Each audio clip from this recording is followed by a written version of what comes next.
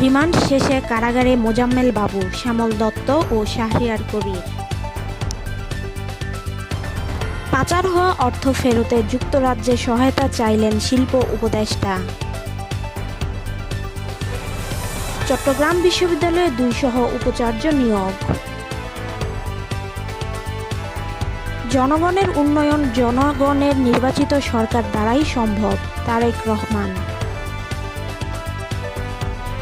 অমিত শাহর বক্তব্যে অসন্তুষ্ট বাংলাদেশ, তীব্র প্রতিবাদ। লেবাননে ইসরায়েলের হামলায় নিহত 182।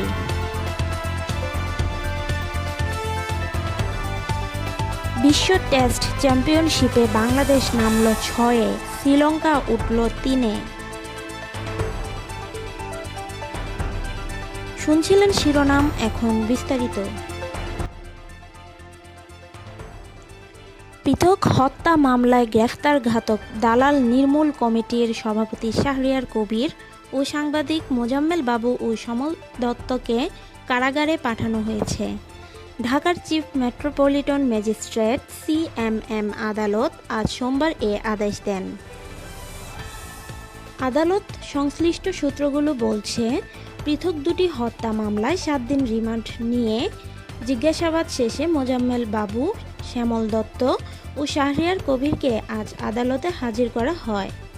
আদালতে তাদের পক্ষে জামিন আবেদন করা হয়। আদালত তা নাকচ করে তাদের কারাগারে পাঠানোর আদেশ দেন। এর আগে রাজধানীর ভাষণটেক থানায় করা হত্যা মামলায় 17 সেপ্টেম্বর ভোরের কাগজের সম্পাদক শ্যামল দত্তকে 7 দিন রিমান্ডে নিয়ে জিজ্ঞাসাবাদ করার অনুমতি দেন আদালত। অন্যদিকে রমনা থানায় করা হত্যা মামলায় 71 টিভির প্রধান সম্পাদক মোজাম্মেল বাবু ও লেখক শাহরিয়ার কবিরের 7 দিনের রিমান্ড মঞ্জুর করেছিলেন আদালত। ময়মনসিংহের ধোবাউড়া সীমান্ত হয়ে অবৈধভাবে ভারতে যাওয়ার সময় 16 সেপ্টেম্বর সকালে মোজাম্মেল বাবু ও শ্যামল দত্তকে আটক করেন এলাকাবাসী।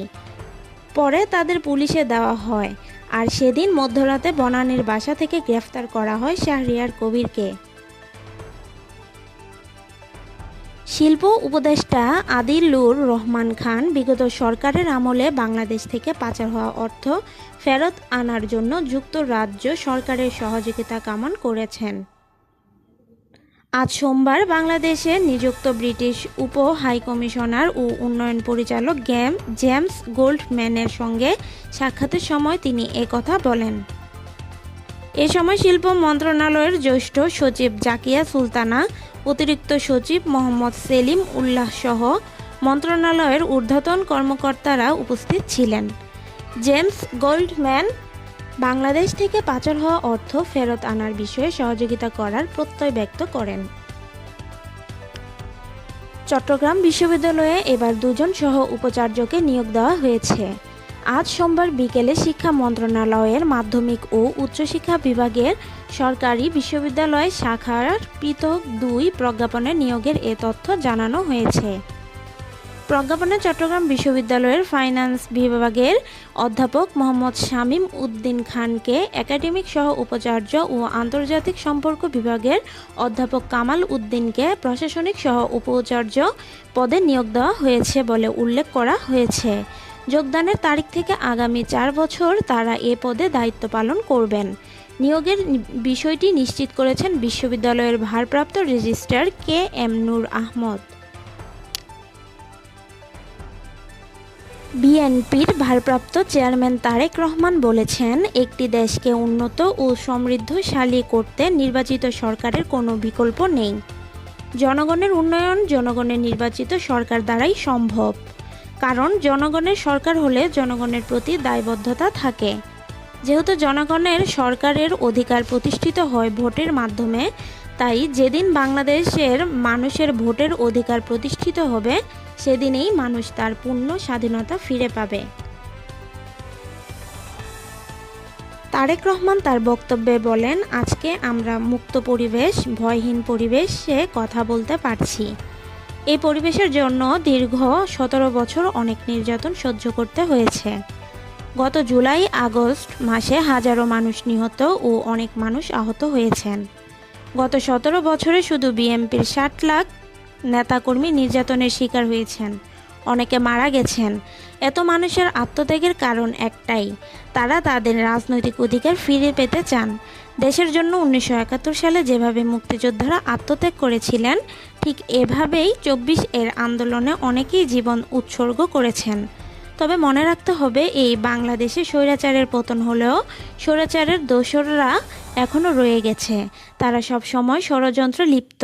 তাই বর্তমান সরকার কাজ করতে গিয়ে এমন কিছু যেন না করে যাতে স্বৈরাচাররা আবারও মাথাচাড়া দিতে পারে।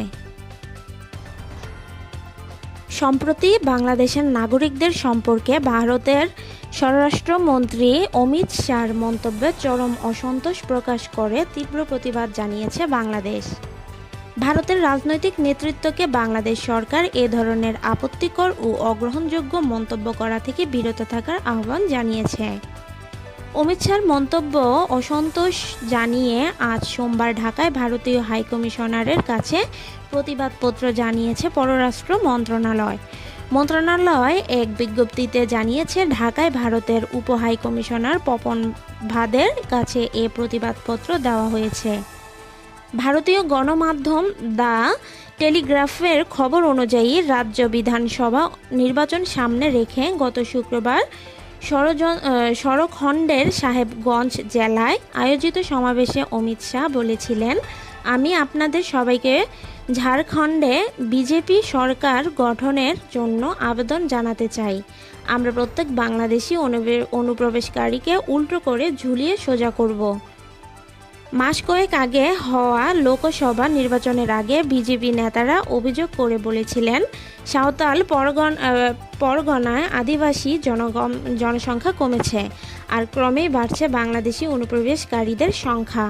এই অভিযোগের পুনরাবৃত্তি করেন অমিত শাহ। পররাষ্ট্র মন্ত্রণালয় থেকে ঢাকার ভারতীয় হাইকমিশনে পাঠানো প্রতিবাদপত্রে ভারত সরকারের সে দেশের রাজনৈতিক নেতৃত্বকে এ ধরনের আপত্তিকর ও অগ্রহণযোগ্য মন্তব্য করা থেকে বিরত রাখার পরামর্শ দেওয়া হয়েছে।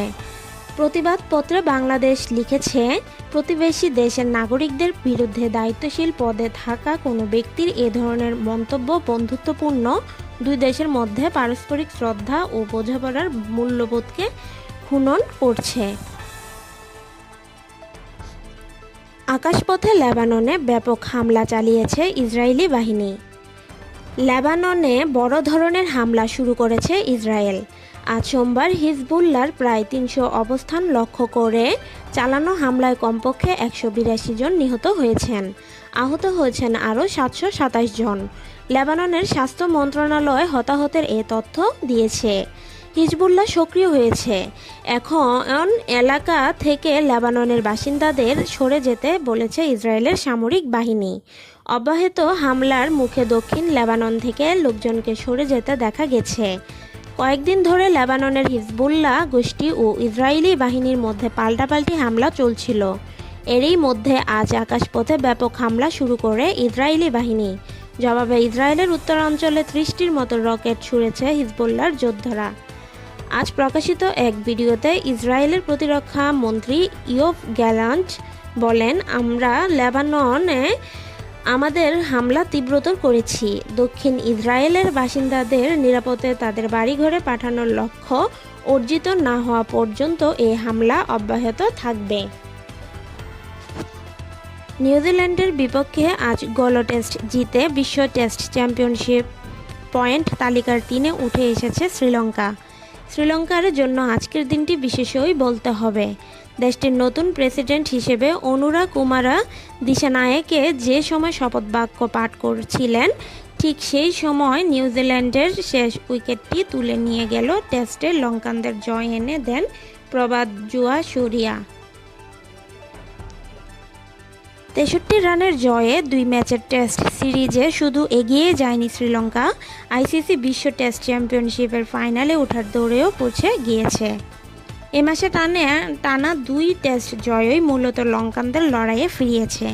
মাসের শুরুর দিকে ইংল্যান্ডের বিপক্ষে ওভাল টেস্ট জিতে ধনঞ্জয়া ডি সিলভার দল আজ নিউজিল্যান্ডের বিপক্ষে জিতল গলো টেস্ট।